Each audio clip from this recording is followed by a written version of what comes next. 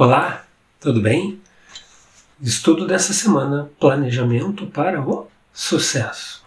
Com certeza, sempre que existe o planejamento, nós minimizamos a possibilidade de fracasso. Não que ele não venha a existir, mas ele é minimizado. Acompanhe comigo o verso introdutório desta semana, que está lá em Colossenses, capítulo 3, versos 23 e 24. Vamos ler. Tudo o que fizerem, façam de todo o coração, como para o Senhor e não para as pessoas, sabendo que receberão do Senhor a recompensa da herança. É a Cristo o Senhor que vocês estão servindo. Dentro do contexto bíblico, planejamento sempre inclui a lembrança e a inserção da figura de quem? Do Salvador Jesus Cristo. Porque nele está o caminho, a verdade e a vida. Ou seja, se você praticar esses três alicerces, sempre se lembrando que Cristo é o único caminho para a salvação e a eternidade, o seu planejamento tem tudo para dar certo.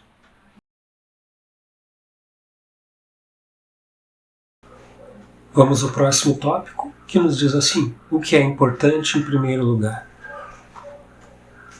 Se você observar o contexto de Eclesiastes, capítulo 12, verso 1, preste bastante atenção. Lembra-te do teu Criador nos dias da tua mocidade, antes que venham os maus dias e cheguem os anos dos quais dirás: não tenho neles prazer. Dificuldades, imprevistos. É claro que isso pode surgir, mas quando existe um bom planejamento, uma boa estratégia, é claro que esses efeitos eles acabam sendo suavizados.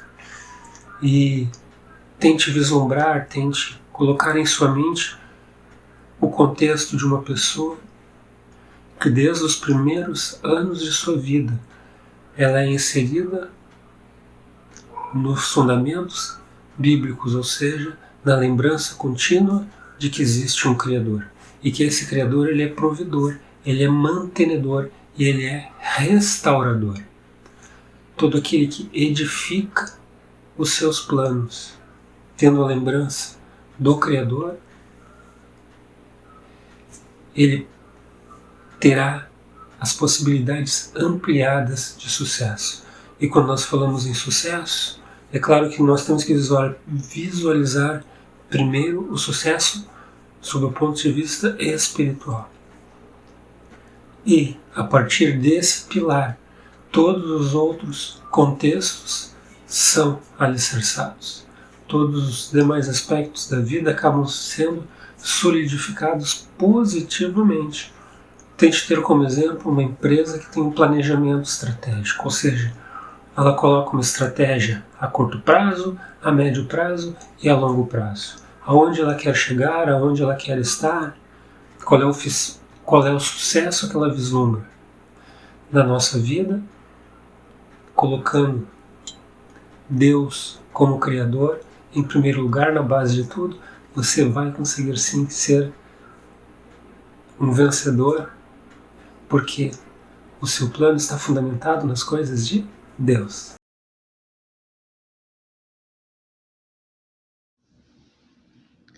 A bênção do trabalho. Irmão, você acha que o trabalho é uma bênção? Pois deveríamos achar. A menos que a pessoa fosse rica, milionária, muito bem abastada, mais cedo ou mais tarde ele teria que trabalhar. Por quê? Porque nossos braços, nossos membros precisam de uma movimentação. Você veja que logo Deus criou o Jardim do Éden, antes do pecado, ele já colocara lá Adão, né? Adão e Eva, para cuidar e cultivar o jardim. Logo se conclui que isso era um trabalho. Então Deus sabia que nós teríamos que trabalhar. Bom, Quando eu leio lá no capítulo 2 de Gênesis, versículo 15, a gente nota exatamente isso que eu estou falando, né? Deus, antes do pecado, colocou lá Adão, não é isso? Quando eu vou no livro de Eclesiastes, capítulo 9, versículo 10, diz ali que eu devo fazer, ou seja, trabalhar tudo que vir à minha mão, fazer com zelo, né? Com esmero, com capricho, como se a Deus estivesse fazendo. E ainda, quando eu vou no livro de 2 Tessalonicenses, capítulo 3, versículos de 8 a 10, o que diz ali, né? Eu até vou ler para vocês aqui, 2 Tessalonicenses 3, de 8 a 10, diz assim: nem jamais comemos pão à custa de outrem, pelo contrário, em labor e fadiga de noite e de dia, trabalhamos a fim de não sermos pesados a nenhum de vós. E ainda diz assim, ó, se alguém não quer trabalhar, também que não coma. Então veja, a paga do não trabalho é que não coma. Muito triste isso, né? Então, da onde eu deduzo que o nosso corpo deve, né, e precisa ser exercitado, né? Por isso nós precisamos trabalhar. E outra coisa também importante dizer e mencionar aqui, que a felicidade não consiste em não trabalhar.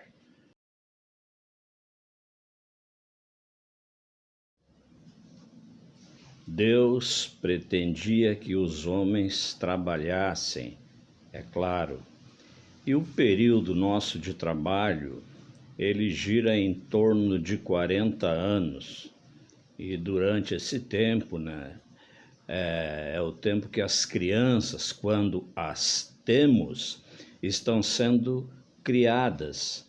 É um período, inclusive, que gera mais despesas no lar, não é verdade? Então é uma época muito delicada, né? Porque o estresse financeiro que nasce aí, ele pode destruir uma união. Por isso eu chamo de delicado esse período, né? São muito mais estáveis famílias que estão dispostas a seguir os princípios bíblicos, porque certamente estão mais alicerçadas, não é verdade, meu irmão?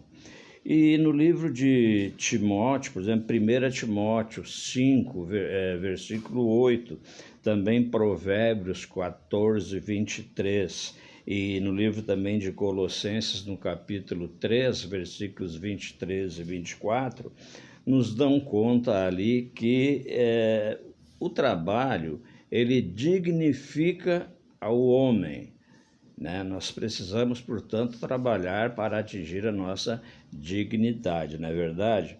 E outra coisa, no trabalho, né, tudo há proveito. No nosso trabalho, tudo há proveito, né?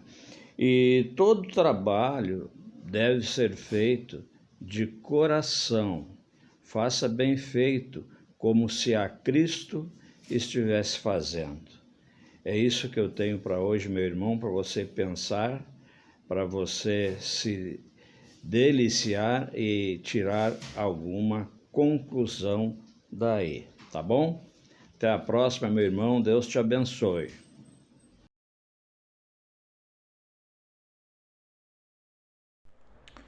Olá, meu irmão, olá, minha irmã, que bom que estamos mais uma vez juntos estudando a lição da Escola Sabatina.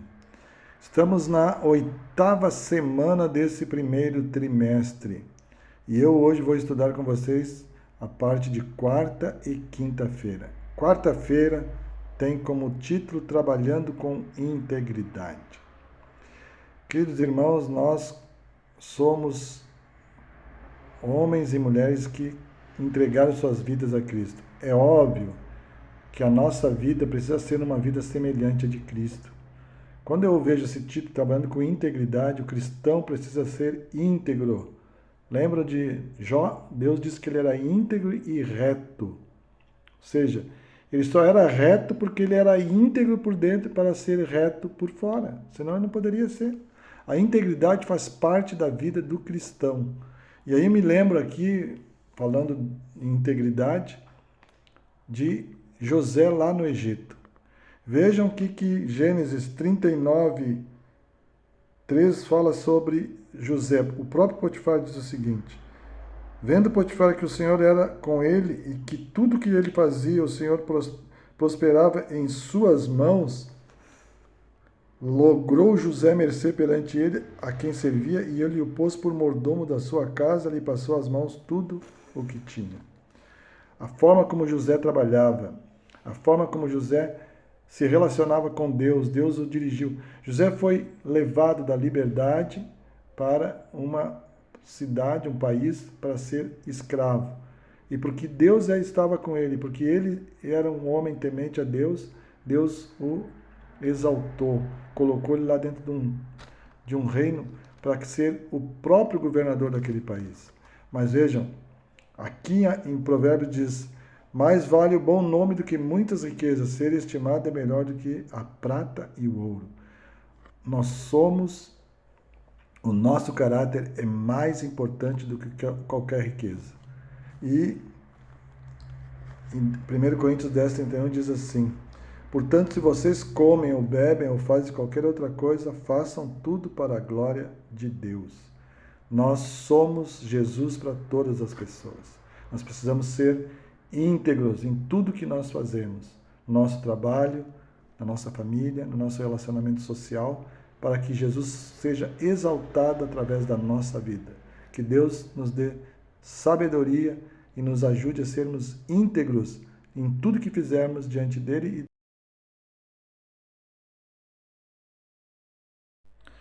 Quinta-feira nós temos como título Buscando Conselhos Piedosos. E eu gostaria de dizer que existem vários gurus de gestão financeira, mas Deus nos alertou contra consultá-los sobre gestão dos ativos que ele nos confiou. E Provérbios 13, 5 a 8 tem alguns conselhos interessantes aqui. Diz assim: confia no Senhor de todo o teu coração e não te estribes no teu próprio entendimento. Reconhece em todos os teus caminhos e ele endireitará as tuas veredas. Não sejais sábio aos próprios olhos, teme ao Senhor e aparta-te do mal. Será isto saúde para o teu corpo e refrigério para os teus ossos. Queridos, se nós seguirmos a palavra de Deus, os conselhos maravilhosos e piedosos que Deus nos dá, nós teremos uma vida tranquila, sem muito alardes, sem muitos atropelos, porque nós saberemos fazer as coisas. A lição nos aponta 7 valiosos conselhos sobre gestão financeira. Primeira coisa, organize-se. Segunda coisa, gaste menos do que você ganha. Terceiro, economize uma parcela de cada período de pagamento. Junte para fazer compras maiores no futuro e para despesas imprevistas. Quarta conselho, evite dívidas como evitaria uma doença. Quinta, seja bom trabalhador, um trabalhador diligente. Nós vimos na lição de quarta como foi José, um homem íntegro. Sexta, seja financeiramente fiel a Deus. Se você fizer todas as outras e não for fiel a Deus, Deus não pode abençoar você. Sétima, lembre-se de que aqui não é o nosso verdadeiro lar. Nossa gestão diz muito sobre onde estão nossas prioridades. Por isso Jesus disse: não ficais ansiosos com o que devemos vestir, comer, beber, mas buscai em primeiro lugar o reino de Deus e a sua justiça. Deus tem planos, tem orientações de como nós devemos fazer uma gestão perfeita da nossa vida, espiritual, material, social, nossa vida cognitiva, nossa vida emocional. Tudo está na palavra de Deus como orientação. E aqui nós encontramos como termos conselhos piedosos sobre a gestão financeira da nossa vida. Irmão, siga os conselhos da palavra de Deus. Se está na Bíblia, é bom para ti, é bom para mim.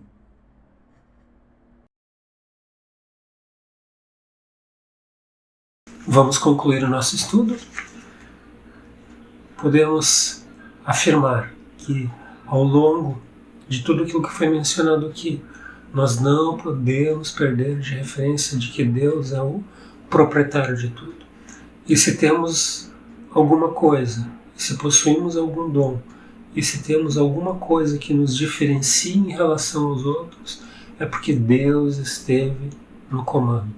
É porque o Senhor, o Criador, o Salvador, Ele esteve impulsionando as suas tomadas de decisões. E se Ele impulsionou as suas tomadas de decisões, o seu planejamento, é porque você optou por colocá-lo em primeiro lugar. Quando passamos para analisar, quando analisamos a questão das pessoas bem-sucedidas, existem pessoas bem-sucedidas que não seguem os padrões de Deus? É claro que existe.